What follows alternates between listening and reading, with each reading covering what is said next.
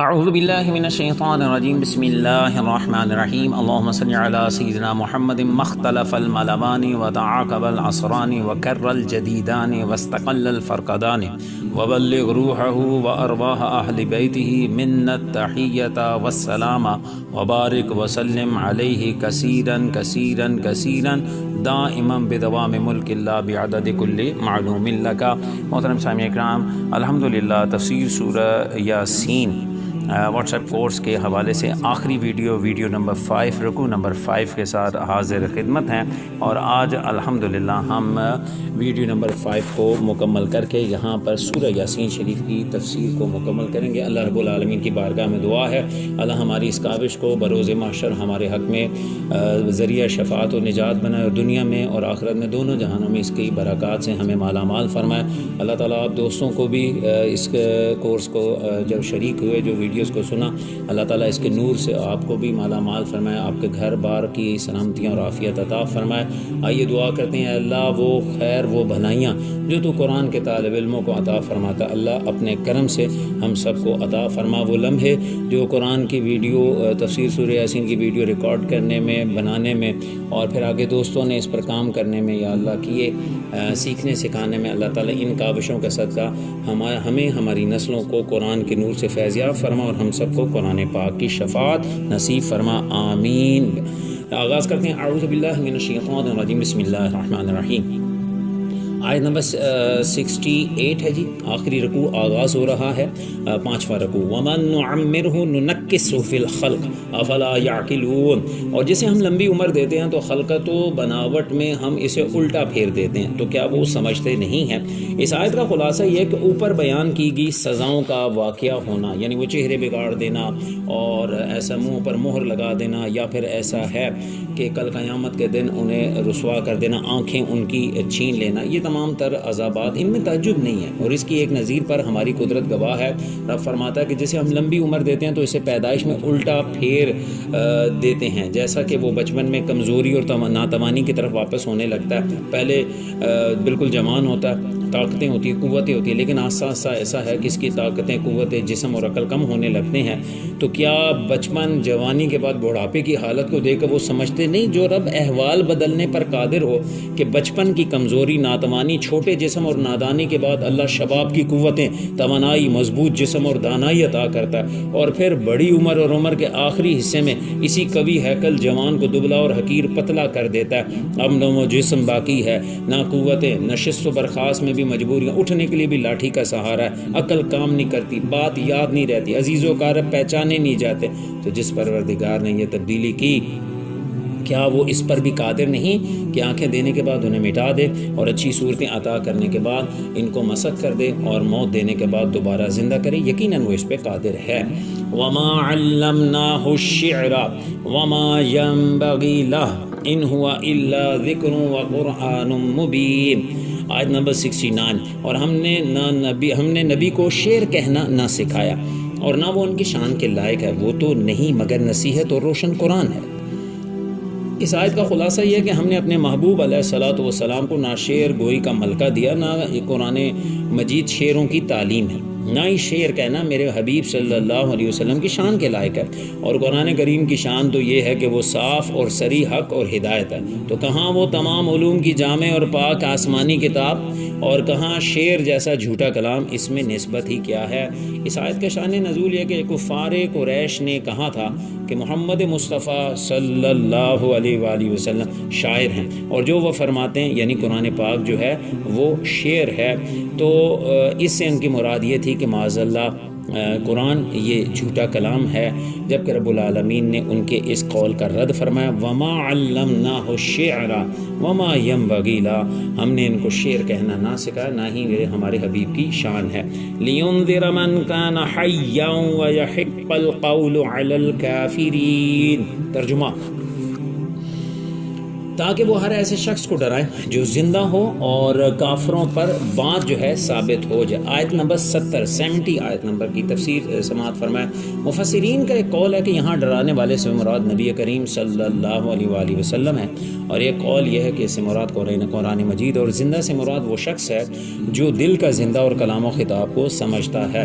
یہ مومن کی شان ہے۔ اس صورت میں آیت کا معنی یہ ہوگا کہ قرآن پاک نصیحت اور روشن ہے تاکہ نبی اکرم صلی اللہ علیہ وسلم یا قرآن مومن کو گناہوں پر ہونے والے عذاب سے ڈرائیں تاکہ وہ گناہوں سے باز رہیں، اور کفر پر قائم رہنے والے کافروں پر عذاب کی بات ثابت ہو جائے۔ آیت نمبر 71 72 73 اکٹھا پڑھتے ہیں۔ اولم يروا انا خلقنا لهم مما عملت ايدينا انعاما فهم لها مالكون وذللناها لهم فمنها ركوبهم ومنها يأكلون ولهم فيها منافع ومشارب افلا يشكرون۔ اور کیا انہوں نے نہ دیکھا کہ ہم نے اپنے ہاتھ کے بنائے ہوئے چوپائے ان کے لیے پیدا کیے تو یہ ان کے مالک ہیں، اور ہم نے ان چوپایوں کو ان کے لیے تابع کر دیا، یا تو ان چوپایوں میں سے کچھ ان کی سواریاں ہیں اور کچھ سے وہ کھاتے ہیں، اور لوگوں کے لیے ان چوپایوں یعنی جانوروں میں کئی طرح کے منافع اور پینے کی چیزیں ہیں، تو کیا وہ لوگ شکر ادا نہیں کریں گے؟ اس آیت سے اللہ رب العالمین کی وحدانیت کو دلائل کے ساتھ بیان کیا جا رہا۔ چنانچہ اس آیت اور اس کی بعد والی آیت کا خلاصہ یہ ہے کہ کیا مکہ کے مشرکین نے اس بات پر غور نہیں کیا اور یقینی طور پر نہیں جانا کہ ہم نے اپنی قدرت سے بنائے ہوئے چوپائے ان کے اور ان کے فائدے کے لیے پیدا کیے، اور یہ ہمارے مالک بنانے کی وجہ سے ان چوپایوں کے مالک ہیں اور ان میں تصرف کرتے ہیں، کیونکہ چوپایوں کو پیدا کرنے کے بعد اگر ہم مالک نہ بناتے تو یہ ان سے نفع ہی نہ اٹھا سکتے، اور ہم نے ان چوپایوں کو ان کے لیے مسخر اور تابع کر دیا، جس کے نتیجے میں طاقتور مضبوط چوپایوں پر سوار ہونا، سامان لادنا، جہاں چاہے انہیں لے کے چلے جانا اور ذبح بھی کر دینا ان کے لیے کوئی مشکل ہی نہیں ہے۔ ان کے لیے بڑے بڑے فائدے، نفع ہیں، منافع، کیوں کہ کچھ چوپائے ان کی سواریاں، کچھ سے وہ گوشت اور چربی کھاتے ہیں، ان کے علاوہ بھی چوپایوں میں ان کے لیے کئی طرح کے منافع اور فائدے ہیں، جیسا کہ وہ ان کی کھالوں بالوں اون کو اپنے کام میں لے کے آتے ہیں۔ پینے کی چیزیں بھی ہیں، جیسے دودھ اور دودھ سے بننے والی چیزیں، دودھ، دہی، پنیر، دیسی گھی، مکھن، یہ کیا ہے؟ انہی سے حاصل ہوتی ہیں۔ تو کیا وہ مشرکین یہ نعمتیں عطا فرمانے والے رب تعالیٰ کی وحدانیت کا اقرار کر کے اور عبادت میں کسی کو اس کا شریک نہ ٹھہرا کر اس کا شکر ادا نہیں کریں گے؟ اس آیت میں یاد رہے کہ ہاتھ کا لفظ استعمال کیا گیا، یہ بطور محاورہ کے ہے۔ ہمارا عقیدہ کیا ہے؟ اللہ تعالیٰ جسم اور جسمانی ہاتھوں سے پاک ہے۔ یہ انہیں سمجھانے کے لیے محاورتاً رب جو چاہے وہ کلام فرما سکتا ہے، لہٰذا یہاں پر اللہ جو لفظ ہاتھ کے، ہم نے اپنے ہاتھ سے جو ہے وہ چوپائے بنائے۔ یہاں پر ایدینا جو ہے، اولم یروا انا خلقنا لهم مما عملت ایدینا، ایدینا کا مطلب ہم نے اپنے ہاتھ سے ان کے لیے انعامن چوپائے بنائے۔ تو یہاں پر عقیدہ واضح ہونا چاہیے، یہ بطور محاورہ کے ہے، ورنہ اللہ رب العالمین جسم اور جسمانی ہاتھوں سے پاک ہے۔ آیت نمبر 74، وَاتَّخَذُوا مِن دُونِ اللَّهِ آلِهَةً لَعَلَّهُمْ يُنصَرُونَ، اور اللہ نے اور انہوں نے اللہ کے سوا اور معبود بنا لیے کہ شاید ان کی مدد ہو جائے۔ یہاں کفار مکہ کی گمراہی میں زیادتی اور انتہا بیان کی جا رہی۔ ان پہ لازم تو یہ تھا کہ وہ اللہ کی عبادت کر کے اس کی نعمتوں کا شکر ادا کرتے، لیکن انہوں نے اللہ کی عبادت کرنے کے بجائے نفع یا نقصان پہنچانے سے عاجز بتوں کو پوجنا شروع کر دیا، اور ان سے یہ توقع رکھنے لگ گئے کہ شاید ان کی مدد ہو جائے اور یہ بت مصیبت کے وقت ان کے کام آئے اور عذاب سے بچائیں۔ ایسا ہونا ممکن نہیں ہے۔ لا يستطيعون نصرهم وهم لهم جند محضرون، آیت نمبر 75 ترجمہ، وہ معبود ان کی مدد نہیں کر سکتے اور وہ لوگ خود ان معبودوں کے لیے حاضر خدمت لشکر بنے ہوئے ہیں۔ مراد یعنی مشرکوں کا اپنے معبودوں سے مدد کی توقع رکھنا بیکار ہے۔ ان کے معبود ان کی مدد کر سکتے ہیں، نہ ہی ان سے عذاب دور کر سکتے ہیں، کیونکہ وہ بے قدرت بے شعور ہے۔ اور الٹا معاملہ یہ ہے کہ یہ بت پرست خود ہی اپنے معبودوں کی حفاظت کے لیے ان کے لشکر بنے ہوئے ہیں، اور جو بتوں کی خدمت کے لیے ہر وقت ان کے بت خانوں میں موجود رہتے ہیں۔ لہٰذا یہ سارے کا سارا معاملہ جو ہے انہیں نہیں کرنا چاہیے۔ اس آیت کا دوسرا معنی یہ کیا گیا کہ آخرت میں کافروں کے ساتھ ان کے بت بھی گرفتار کر کے حاضر کیے جائیں گے اور سب جہنم میں داخل ہوں گے، بت بھی اور ان کے پجاری بھی۔ یاد رہے، بتوں کا جہنم میں داخلہ اپنے پجاریوں کو عذاب دینے کے لیے ہوگا اور پجاریوں کا داخلہ عذاب پانے کے لیے ہوگا۔ آیت نمبر 76 کی طرف آتے ہیں، فَلَا يَحْزُنْكَ قَوْلُهُمْ، انا نعلم ما یسرون وما یعلنون، تو ان کی بات تمہیں غمگین نہ کرے، بے شک ہم جانتے ہیں جو وہ چھپاتے ہیں جو ظاہر کرتے ہیں۔ اس آیت میں اللہ تعالیٰ نے اپنے محبوب علیہ الصلوۃ والسلام کو تسلی دیتے ہوئے ارشاد فرمایا کہ اے پیارے حبیب صلی اللہ علیہ وآلہ وسلم، جب یہ کفار ایسے واضح اور کھلے ہوئے امور میں بھی مخالفت ہی کرتے ہیں تو آپ کفار کی تکذیب، انکار اور جھٹلانے ان کی تکلیفوں سے غمگین نہ ہوں، بے شک ہم جانتے ہیں جو وہ چھپا رہے ہیں جو ظاہر کرتے ہیں، ہم انہیں ان کے کردار کی ضرور سزا دیں گے۔ آیت نمبر 77 سے لے کر 79 تین آیتیں اکٹھی۔ اولم یر الانسان انا خلقناهم من نطفة فاذا هو خصيم مبين وضرب لنا مثلا ونسي خلقه قال من يحيي العظام وهي رميم قل يحييها الذي أنشأها أول مرة وهو بكل خلق عليم۔ ترجمہ سماعت فرمائے ان تینوں آیتوں کا۔ اور کیا آدمی نے نہ دیکھا کہ ہم نے اسے ایک بوند سے پیدا کیا، تبھی تو وہ کھلم کھلا جھگڑا کرنے والا ہے اور ہمارے لیے مثال دیتا ہے۔ اپنی پیدائش کو بھول گیا، کہنے لگا ایسا کون ہے جو ہڈیوں کو زندہ کر دے جبکہ وہ بالکل گلی ہوئی ہوں؟ تم فرماؤ ان ہڈیوں کو وہ زندہ کرے گا جس نے پہلی بار انہیں بنایا اور وہ ہر پیدائش کو جاننے والا ہے۔ اس آیت کا شان نزول ان آیات کا سماعت فرمائیں۔ یہ آیت عاص بن واہل یا ابو جہل اور مشہور قول کے مطابق ابی بن خلف بدبخت کے بارے میں نازل ہوئی۔ یہ مرنے کے بعد اٹھنے کے انکار میں سرکار دو عالم صلی اللہ علیہ وآلہ وسلم سے بحث اور تکرار کے لیے آیا تھا۔ اس کے ہاتھ میں ایک گلی ہوئی ہڈی تھی، وہ اس ہڈی کو توڑتا جاتا، حضور اقدس صلی اللہ علیہ وسلم سے کہتا جاتا کہ آپ کا کیا خیال ہے، اس ہڈی کو گل جانے اور ریزہ ریزہ ہونے کے بعد بھی اللہ اسے زندہ دوبارہ کر سکتا ہے؟ حضور انور صلی اللہ علیہ وآلہ وسلم نے ارشاد فرمایا ہاں، اور تجھے بھی مرنے کے بعد اٹھائے گا اور جہنم میں تجھے داخل فرمائے گا۔ اس پر یہ آیت کریمہ نازل ہوئی اور اس کی جہالت کا اظہار فرمایا گیا۔ چنانچہ اس آیت اور اس کے بعد والی دو آیات کا خلاصہ ہے، جو انسان گلی ہوئی ہڈی کا بکھرنے کے بعد اللہ کی قدرت سے زندگی قبول کرنا اپنی نادانی سے ناممکن سمجھتا ہے، وہ کتنا احمق ہے۔ اپنے آپ کو نہیں دیکھتا کہ ابتدا میں ایک گندا نطفہ تھا، پانی کا قطرہ تھا جو گلی ہوئی ہڈی سے بھی حقیر تر ہے۔ اللہ تعالیٰ کی قدرت کاملہ نے اس میں جان ڈالی، انسان بنایا، تو ایسا مغرور، ایسا متکبر انسان ہوا کہ اللہ کی قدرت کا ہی منکر ہو کر جھگڑنے آ گیا۔ اتنا نہیں دیکھتا جو قادر برحق پانی کی بوند کو ایک قوی اور طاقتور انسان کی صورت بنا سکتا ہے، اور اس کی قدرت سے گلی ہوئی ہڈی کو دوبارہ زندگی بخشنا اس سے کیا بعید ہے اس رب سے۔ اس کو ناممکن سمجھنا کتنی کھلی ہوئی جہالت ہے۔ اور وہ گلی ہوئی ہڈی کو ہاتھ سے مل کر ہمارے لیے مثال دیتا ہے کہ یہ ہڈی تو ایسی بکھری ہوئی ہے، یہ کیسے زندہ ہوگی، اور یہ کہتے ہوئے اپنی پیدائش کو بھول گیا کہ منی کے قطرے سے پیدا کیا گیا ہے۔ اے حبیب صلی اللہ علیہ وآلہ وسلم، آپ اس سے فرما دیں کہ ان ہڈیوں کو وہ زندہ کرے گا جس نے انہیں پہلی بار بنایا، اور وہ پہلی اور بعد والی ہر پیدائش کو جاننے والا ہے۔ جب اس کا علم بھی کامل ہے، قدرت بھی کامل ہے، تو پھر تمہیں دوبارہ زندہ کیے جانے کو ماننے میں کیوں کسی قسم کا شک ہے؟ کچھ احساس کرو۔ آیت نمبر 80، الذی جعل لکم من الشجر الاخضر نارا فاذا انتم منہ توقدون، جس نے تمہارے لیے سبز درخت سے آگ پیدا کی تو جبھی تم اس سے آگ جلاتے ہو۔ عرب کے دو درخت ہوتے ہیں جو وہاں کے جنگلوں میں کثرت سے پائے جاتے ہیں، ایک کا نام مرخ ہے، دوسرے کا نام افار۔ ان کی خاصیت یہ ہے کہ جب ان کی سبز شاخیں کاٹ کر ایک دوسرے پر رگڑی جائیں تو ان سے آگ نکل آتی، بالکل ایسے جیسے پتھروں کو رگڑو تو آگ نکلتی۔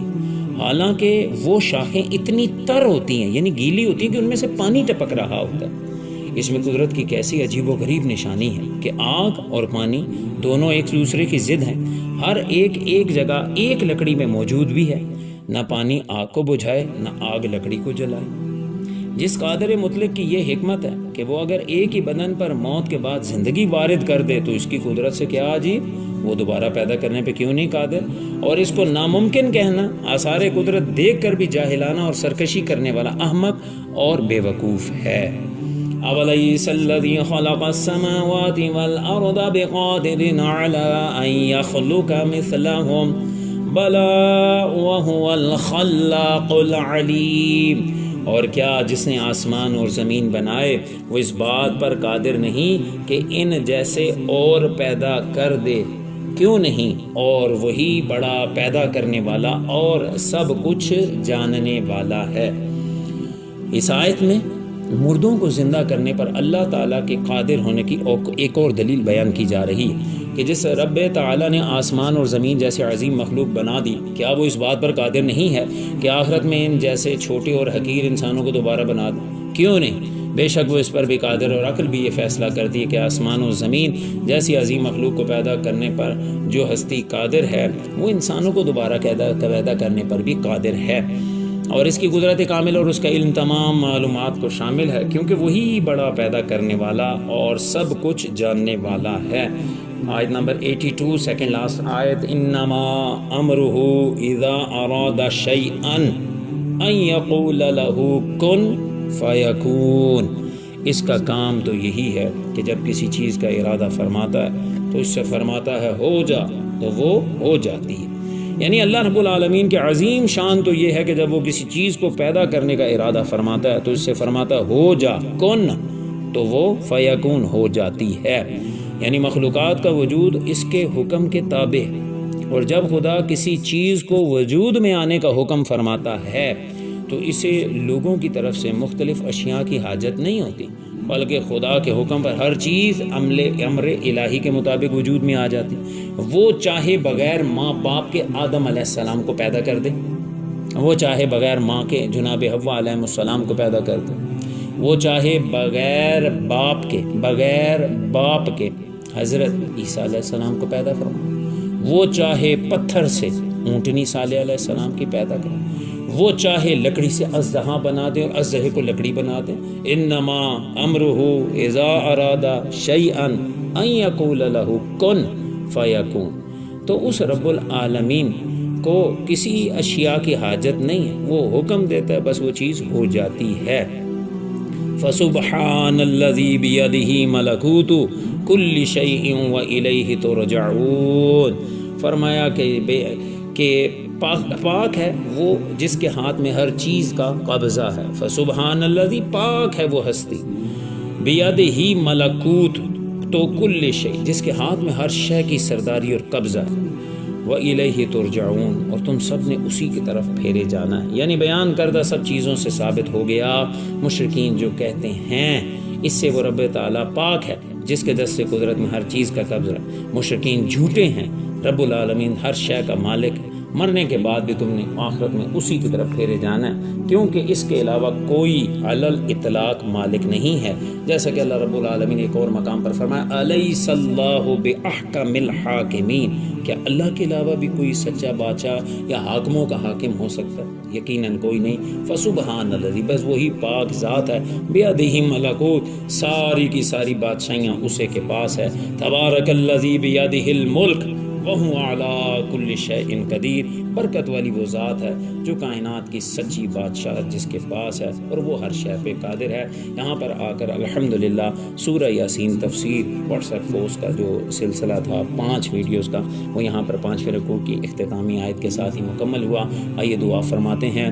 اللہم آنس وحشتی فی قبری، اللہم ارحمنی بالقرآن العظیم واجعلہ لی اماما ونورا وہدا ورحمہ، اللہم ذکرنی منہ ما نسیت وعلمنی منہ ما جہلت وارزقنی تلاوتہ آناء اللیل وآناء النہار واطراف النہار واجعل لی حجتا یا رب العالمین۔ اللہم نور قلوبنا بالقرآن وزین اخلاقنا بالقرآن ونجنا من النار بالقرآن وادخلنا فی الجنت بالقرآن۔ مالک تیری عطا تیری توفیق سے یہ کاوش کی گئی، اللہ کریم اس کاوش کو اپنی بارگاہ میں شرف قبولیت عطا فرما۔ اللہ کریم وہ اس کا ثواب ہمارے عمل کے مطابق نہیں، اپنے فضلوں کے شایع نشان عطا فرما۔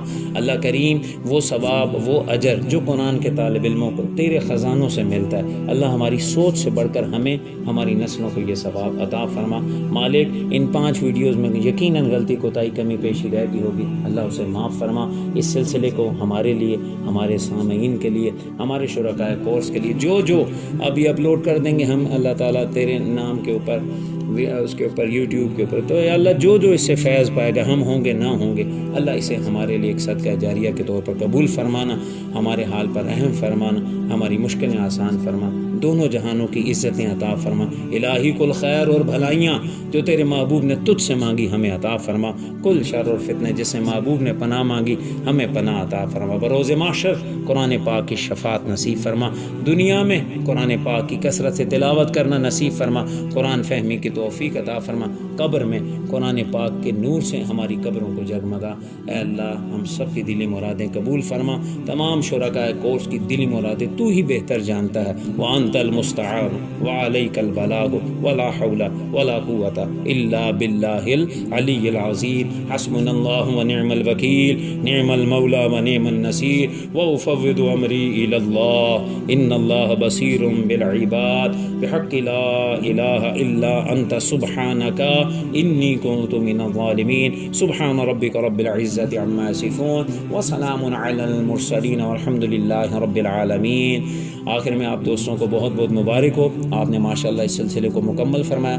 اس چینل کی جو ہے زیادہ سے زیادہ دعوت دوستوں کو دو.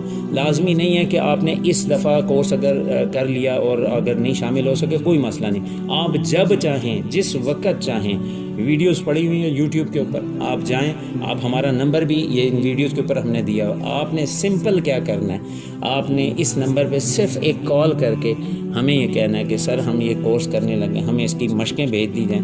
ہم آپ کو مشقیں بھیجیں گے, آپ ہمیں سولو کر کے دیں گے. جب چاہیں جس بہن بھائی کو یہ صدقہ جاریہ اللہ کی رضا کے لیے یوٹیوب پر ہم رکھ رہے ہیں, فی سبیل اللہ ہے, مقصد قرآن فہمی ہے. مستند تفاسیر سے ہم نے کوشش کر کے آپ کے سامنے جو بھی تھا بیان کیا. میری کوشش ہے میں زیادہ تر ایکسٹرا واقعات کی طرف نہیں گیا تاکہ طوالت بھی نہ ہو جائے. بس اللہ تعالیٰ کی بارگاہ میں آپ میرے لیے دعا کریں, میں آپ کے لیے دعا کرتا ہوں. اللہ تعالیٰ ہم سب کی بے حساب مغفرت فرمائیں. اس چینل کو ضرور سبسکرائب کریں, دوست احباب میں ضرور اسے شیئر کر کے ادارے کی اس کاوش کو مقبول بنائیں. اللہ قبول کر لے تو انشاءاللہ تعالیٰ سب جگہ مقبول ہی مقبول ہے. اللہ تعالیٰ اخلاص کا خزینہ عطا فرمائیں. وآخر دعوانا ان الحمد للہ رب العالمین. صدق اللہ العظیم.